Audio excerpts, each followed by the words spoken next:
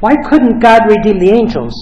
Is it related to their nature that's not discursive?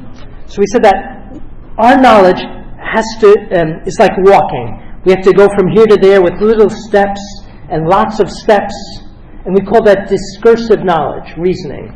And the angels don't do that. They just know whatever they know.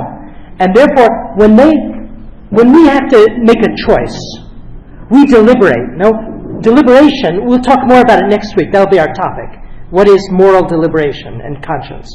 But when we deliberate, we think in terms of, we make a reasoning process. We think, well, lying is wrong, this is a lie, this is wrong, I must not do it. And that's a kind of reasoning process. And in the reasoning process, we need to take time, and we don't see things clearly. No, we go step by step, and even the steps that we make aren't always totally clear to us. And very often we don't want them to be totally clear to us. Whenever we have an idea that what we're doing is not right, we don't want to look at it carefully. And angels aren't like that. They can't do that. They see, and so an angel, because of its higher nature, doesn't have room for repentance. Whereas we, because of our lower nature, because we're discursive, because we have to walk step by step, and we don't see things so clearly all at once, we have room for repentance. And so the angel, precisely because he's higher, didn't have a place for a second try. Because they wouldn't think things any differently. Satan perfectly thought out everything he had to think out. And he thought it out totally wrong, but nothing could persuade him to change his mind. Because they're not discursive. Anyway, so it's a blessing that we're lower in that respect.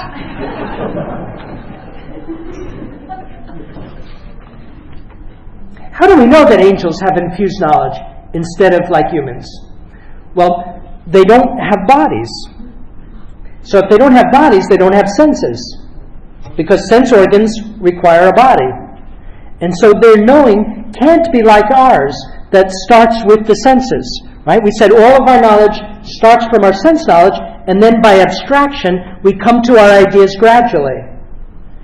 They can't know like that, because they don't have bodies, they don't have senses. And so their only way of knowing is for God to pour their ideas into them at their creation. Now God can do that with us too. We call it infused knowledge. And sometimes, everyone in a state of grace has some infused knowledge. It's the gifts of the Holy Spirit, the gifts of wisdom and understanding, knowledge and counsel, involves some kind of infused knowledge from God. And we see it in a more marked way in the saints because they live those gifts more. And so, for example, St. Catherine of Siena learned Latin that way, by infused knowledge. God gave her knowledge of Latin. But she didn't ever study grammar. So she had no idea of Latin grammar. And so she could read Latin by infused knowledge. We might wish that we had those gifts, but God knows what He's doing in giving them as He chooses. So angels have to have infused knowledge because it's the only way they could ever get knowledge. Because they don't have any other portal to the world as we do our senses. So that's just by reasoning that we could get to that. But it makes sense also that there be grades of knowing. And so since our type of knowing, the lowest, is from sense to intellectual by abstraction, it's fitting that there be a higher way of knowing that bypasses that step. Okay.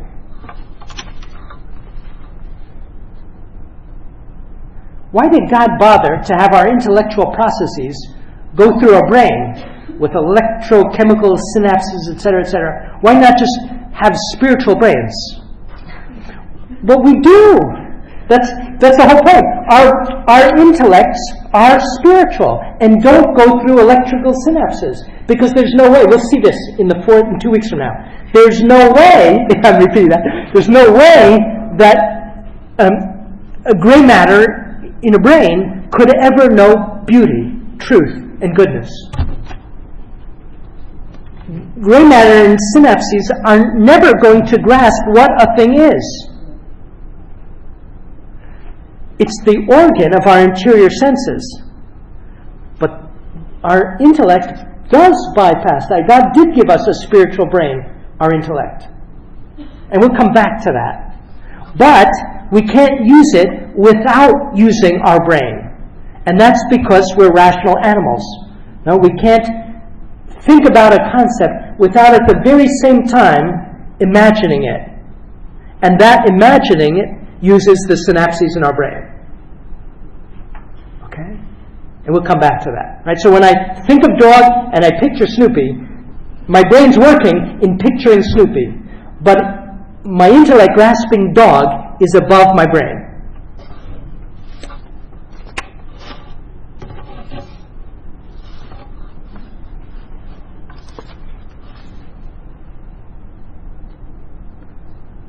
This is a tough question. Why does the causation of the material world have to be spiritual? What this question is really asking is, why does the creator of the spiritual world, of the material world, have to be a pure spirit? God. Because matter, by its very nature, is limited. Every material thing, we see this intuitively.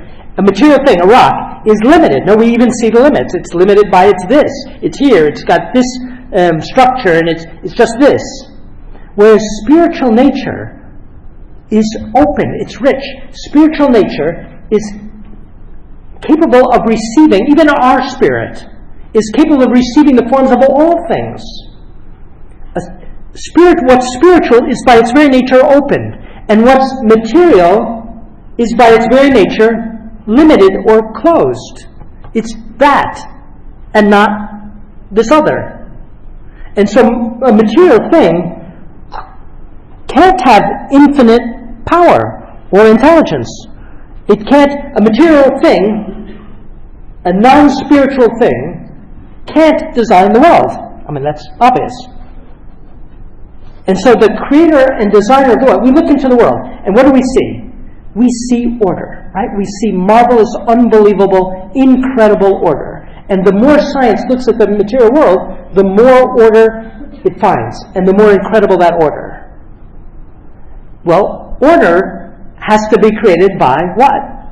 Intelligence. Right? There needs to be an orderer for there to be order. And we see this in human affairs. Right? Whenever we find even the simplest thing, three things in a perfect line, well, we think that there was somebody who ordered that. We see, imagine if you went to Mars and you found on Mars, 9 holes that made a perfect square.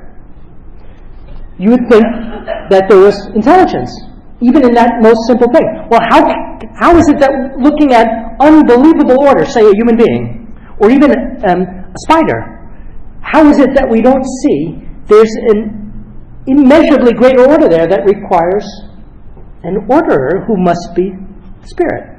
But anyway, that's the fifth way by which St. Thomas proved the existence of God. And it's, I think, the simplest way. It's just the problem is that because of Darwinism, we've lost the ability, I think, to grasp what common sense naturally grasps, is that when you see unbelievable order, well, there's a designer. And the more marvelous the order, the more marvelous must be the designer.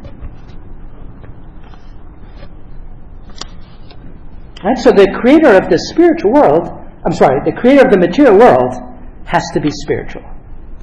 He has to be intelligence and love. Right? Intelligence to order it, and love to want to make it.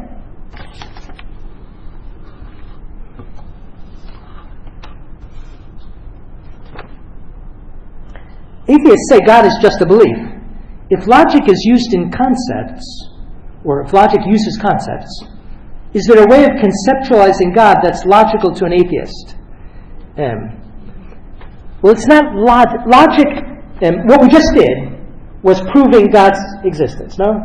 It's not, logic can't prove God's existence, because logic is the art of how do you make an argument. But to make an argument, you have to do philosophy. Logic teaches you how to make an argument. But then if you want to make an argument, you have to do what we call metaphysics. And so what we just did was metaphysics. Say, there's order in the world, it's marvelous, unbelievable order, and yet that order wasn't put there. Say the order of a spider, making his spider's web. The spider makes this unbelievable thing, and it doesn't know anything. It is not able to order itself to spin spider's webs. Therefore, someone else with intelligence must have. I mean, it's that simple. And that's how you show the atheist that there must be a God. Or even something even simpler. Take the laws of nature. How is it that the law of gravity is exactly what it is? Because it's an equation that's got this number in it that could have been otherwise. And that number determines the force of gravity. And the force of gravity is just exactly this much and not more or less. And scientists have wondered about this lately, and they've seen that, well, suppose you change that number of the force of gravity ever so little, make it more. What would happen? You would have no universe. Everything, you just have a gigantic black hole. Everything, there would just be a gigantic crunch because gravity's more. And if you make it ever so slightly less, there'd be no galaxies and no solar systems and no stars and planets. Everything would be dispersed. And so they figured out that the range of possibilities by which you could have a world in which we could be here is unbelievably narrow. And the range of possibilities in which you wouldn't have any world, you just have either the crunch or the dispersal, is gigantically wide. And so it's as if, by chance, the law of gravity is just perfectly coordinated so that we could be sitting here. And you could do the same with all the laws that physicists speak about. The laws of, thermodynamics and electromagnetism, the forces in the atom, etc., the weak force and the strong force. They're all perfectly coordinated, and they're all perfectly coordinated together to enable us to be here. Well, there must be a designer, right? And that designer must have intelligence and will to want to do it, to want to make a world in which we could be here. And if that's true of the simplest things like the law of gravity, how much more true it is of, say, the human eye, or of the instinct of the bird who makes its nest, or of all the marvelous things that we see all through nature. Right? So that's the way to show atheists that there must be a God. Right? Nothing comes out of nothing. And order doesn't come out of chaos just by chance, because chance is chaos. Right? Chance is the lack of order. And so chance is never going to produce order. Chance destroys order. Right? Sometimes people think, well, you just add more time. You've got chance, you've got so much chance, and you add billions and billions of years of chance, and maybe billions of universes we'd need of chance, and you get order out of it. But all that chance is going to destroy the order as quickly as it makes it. Anyway.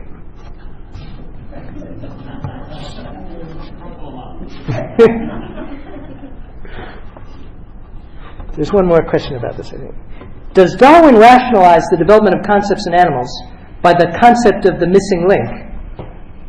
Well, we can't really go, this will take us too far afield. But the missing link is the idea that between the lower species and the higher species, we look out in the world and what do we see? We see species. Right? You go to the zoo and you see species, and it's as if each kind is different. And that's exactly what we read in Genesis 1. That God made all of these creatures, each according to its own kind. And that very simple statement of Genesis 1 is so profound. That's exactly what we see in the world. We don't see gray and continue. We don't see this. We see discrete species. Each one has its identity. There's dog identity, and there's cat identity, and there's pig identity, and there's zebra identity. And each species has its essence, its integrity. Sure, there are lots of different kinds of dogs, but they're all dogs. And there are tons of different kinds of cats, and they're all cats. And we don't find the gray, the thing that's half cat and half dog. You don't find the half horse and half donkey. Or if you do, the mule, it's sterile. And we don't find the half monkey, half man. Right? And that's the missing link, though, right? The missing link is there must have been that half monkey, half man. It just so happens that they don't exist. And that the archaeological record, the paleological record, doesn't show them. And so that's a huge problem. And so some scientists felt, well, we need, if nature doesn't provide us the missing link, well, we need to provide one ourselves.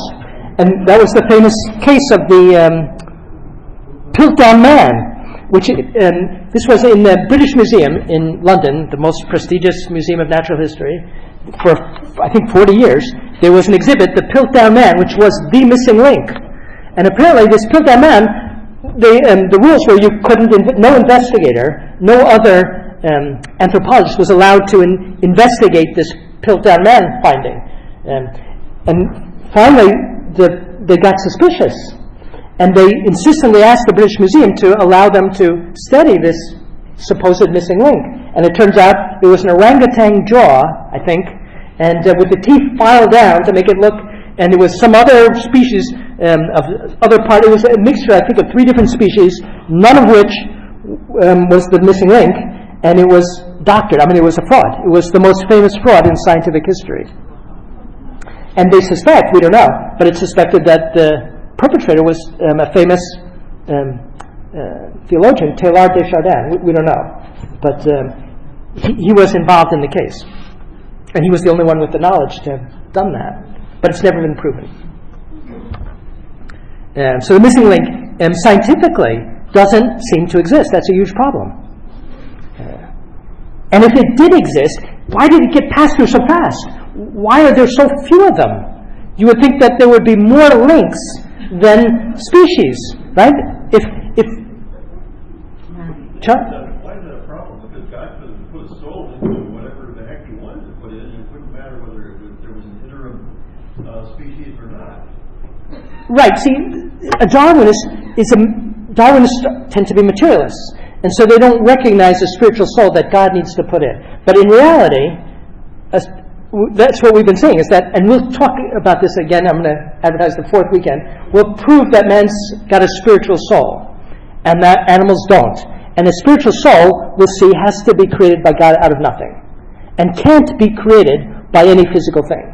And so you simply can't have an evolution of a chimp into a human being, simply by chance and natural selection.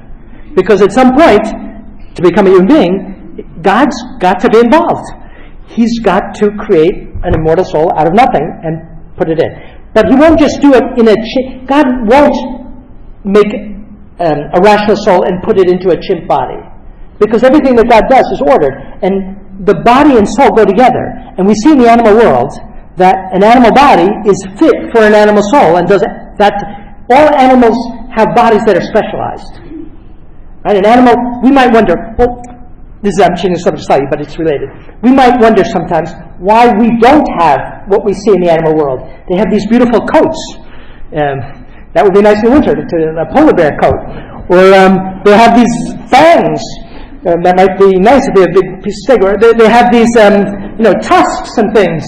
And or better yet, wings to fly. Or sonic equipment so that they can hear echo like bats.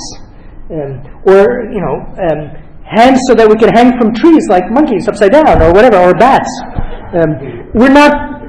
God didn't give us those provisions for all these, because the animal world, because their knowledge is always particular, their life is always directed to particular things. And thus every animal needs a particular environment in which it does its particular things. Whereas we've got reason. And so it wouldn't be fitting for us to be endowed with a body that was specialized. Right? And so you'll never get the evolution of a non-specialized body, according to Darwinian evolution, no? Because Darwinian evolution is always making something more specialized for a particular environment. Well, the whole nature of man and our body is that we're not specialized. We come into the world naked and defenseless and unprovided for. But what do we have in return to compensate? Reason and hands. Right? With that reason and those hands, we can live in any environment, even up in space. I mean, that's crazy, but we're not limited to any environment. And so you're never going to get a Darwinian evolution of a non-specialized body. And so it seems to me that God adapted both the body and infused the soul to give us a body that's appropriate for a rational soul. And above all, upright and a bigger brain, because we need a bigger brain because our intellect uses those internal senses for abstraction. And so we need a brain that's so much better than any animal. But we'll come back to this question. What about Lucy and the Neanderthal man? Right. Those men? What do you guys call those? Great question. Neanderthals have bigger brain cases. Right? So there's no question that a Neanderthal man is a man.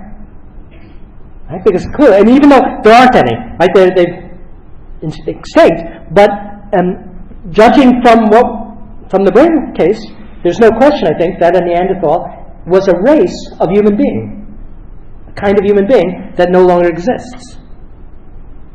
Right? Just like there are all these different races of dogs and cats, so there are different races of men.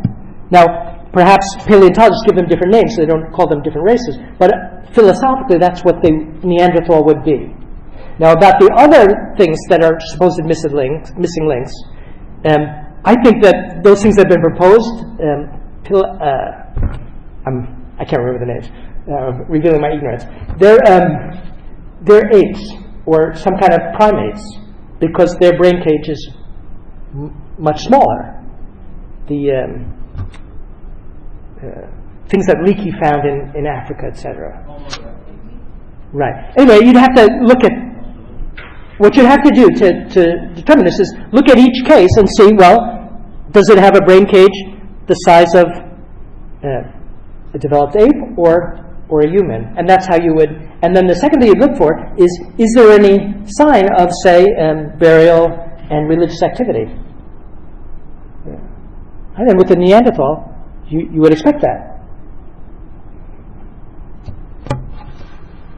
And so I think either they are or they aren't. That's the way I would answer. But you'd have to look into it case by case. Russia? Right, that's right. The artist, when the artist represents Neanderthals, he makes them look like apes. But that's an artistic rendition. That's based on an arthritic woman, or right. And also, sure, we don't have a perfect selection of skeletons, and so. But anyway, we'll talk more about this. We'll have a whole talk on the question of evolution in the fall, God willing, if we're still at this. But it does pertain very much because if it's an ape, it's not going to have concepts. It's not made in the image of God. It might be a marvelous kind of higher primate, but it won't have concepts, judgments, and reasoning. And thus it won't have morality. Okay.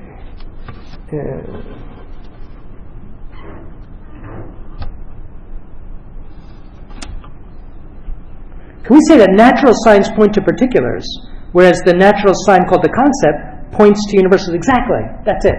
A natural sign, like, say, smoke, that's the sign of a particular fire. But our concept, smoke, is the sign of universal smoke. So a natural sign, like a photograph, smoke, a footprint, that's a particular sign of a particular thing. But our concepts, this is the marvel, are signs of a universal essence. Right? And that's proper to man. How do you link logic to concepts? Well, logic is the art of thinking. So it's the art of using concepts, judgments, and above all, reasoning. So in logic, what you learn is what's a valid argument? What's an invalid argument? How do you tell the difference? But logic also discusses the different kinds of concepts and the different kinds of judgments. So it's a tool, it's an art of thinking, but it's an instrument. And when you think, we all use logic when we think, even if we didn't study logic. And we all sometimes think illogically, even the best logician. And the reason for that, ultimately, usually, is because we don't want to think logically, always. How do you tie concepts to Lectio Divina and mental prayer? Well, whenever we pray, we're speaking to God, and so we're conversing, and in every conversation we're using concepts. And when we converse with God, not only do we have to use concepts, but we need to use metaphysical concepts, because we're going to be speaking with Him about metaphysical things, about spiritual things. So we'll speak with Him about how good He is, and that we love Him, and we'll ask Him for love, for knowledge, for understanding of truth, for justice, etc., for the ability to conform our lives to His plan. And all of those things involve using metaphysical ideas. But we do it naturally. And this is when God reveals Himself to man, in Scripture, say, that's the divine condescension. He lowers Himself to speak to us using our way of knowing and understanding. He speaks to us using human words and human sentences and metaphors and figures of speech, and the particular figures of speech of a particular people, Israel, and the particular language of that particular people, Israel. And then also Greek, but the Greek spoken by Jews formed in the mentality of Israel for the New Testament. Right? And so He can speak using human words because those words have the capacity to transcend the physical world, because language is metaphysical. Right? It's not tied to the material. Didn't Jesus tell us not to judge? But that's using judgment in a different sense. We have to judge. He told us to judge because we have to judge good from evil. And we have to be constantly judging in that sense. If we're not judging and discerning good from evil, how can we live a moral life? And so we have to be constantly judging. But what we're not supposed to do is judge uncharitably or rashly. Right? So rash judgment is a sin. To rashly think that my neighbor is constantly sinning, or to rashly think that my neighbor is in grievous sin and is worse than me. Right? That's what we're not to do. But we are to judge, and we have to judge. To judge above all actions, our own, right? That's conscience, and we'll talk about that next time, and how we judge our own actions, and to judge people, because we have to make a judgment. Imagine if we didn't judge the people that we hire or the people that we let out our house to or lend our money to. And that's prudence. Right? So our religious responsibilities never take away our natural duties, but build on them. Do cultic systems work to change the ideas that someone has, or more at the level of judgment and grasping of truth? Great question. I think they use all three. They aim at all three. Any kind of cultic system will try to induce a certain way of thinking, which is above all a certain way of judging. In other words, to make certain kinds of judgments but that will involve changing the meaning of certain concepts, and that's more subtle. So, for example, in a cult, obedience will have a certain understanding that's not the authentic obedience. In other words, it'll be a cult will try and inculcate a certain blind obedience, an obedience to the cult rather than, say, to first moral principles or the golden rule. And it does that also by associations that we talked about last. Our interior sense of associations by which we associate the particulars that we encounter. Cults will generally work there as well to foster a certain type of associations that will go with the kinds of concepts and judgments they want to impose. So, for example, if we're talking about terrorist cells that train suicide bombers, they're going to use certain types of associations and to make certain types of passions that will make possible the kinds of actions that they want to foster. And they'll, again, do whatever they can to create certain judgments that will be accepted, that this is to be done, that this is the greatest good, that this, and ultimately to override the idea that the end never justifies the means, that you can't. So what the cult will try and do is say this end is so important that every means is good for it. Anyways, for sure, they're working on all the levels there.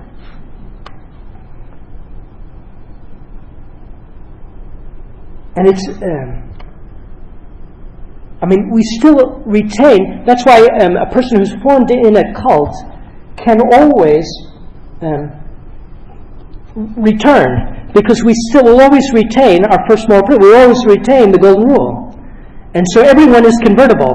I was just seeing there was an announcement of someone who was involved with the PLO and had been involved in all kinds of terrorist attacks, who's become a Christian in Israel. I was seeing they were giving a talk at Avamir University tonight. I was wishing I could listen to that. So there's no one who's been so brainwashed that they can't recover their conscience. We'll talk about that next time. Is IQ, as measured by, say, a standard method, does that truly reflect a person's ability to abstract and operate at a higher metaphysical level? I think it does. It does involve. Sure, it measures the facility of making judgments and reasoning. That's what it's trying to measure. The facility with which we can above all reason. So the third operation of the mind. But it doesn't measure metaphysical abstraction, because that's beyond it. And so it can happen that now generally though I think they go together, but not always. It very frequently happens that people who are formed in the sciences, the natural sciences, they have great difficulty often at doing metaphysical abstraction. They're very good at mathematical abstraction, but metaphysical abstraction involves a different way of thinking about reality, and we tend to specialize. And so specializing in the mathematical abstraction doesn't generally prepare people for metaphysical. And very often physicists, they think that they ought to be great at metaphysical abstraction, and they do philosophy. In other words, very often physicists do bad philosophy, and materialist philosophy, because they're trying to do metaphysics as if it were physics. In other words, not recognizing the different discipline and the different kind of abstraction that you need to go beyond the physical. It's rare to find someone who can do both metaphysics and physics. They exist, but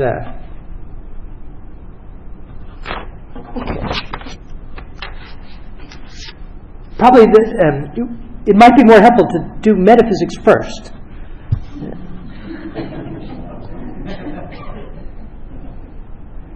Another question. I am who I am. Is there a relationship of this expression to the expression of truth? As you said, that truth is conformity of the mind to reality. And God says, I am who am. It's in Exodus. Now, Exodus 3, when Moses asks God's name, he says, I am who am. And what he's saying, I think, first and foremost, is that he's saying, I am being. I am being, with a capital B, all the fullness, the total fullness of being. But being and truth always go together. And so Jesus, when he trying to explain his identity to Philip, or to the apostles after the Last Supper, I am the way, the truth, and the life. So God, because he is he who is, he is truth. Because truth and being always go together. More being, more truth. And so there's a truth about the human being that's so much greater than the truth about a rock. Because there's so much more being there. There's so much more knowable about a human being than a rock. And God is infinite being, and so He's infinite truth. But there's much more that could be said about that. But I think I'll leave it there, and we'll adjourn for tonight. And so next Wednesday, God willing, we'll discuss the foundation of our reasoning, first principles. We'll look at conscience, and we'll look at relativism and how to refute it.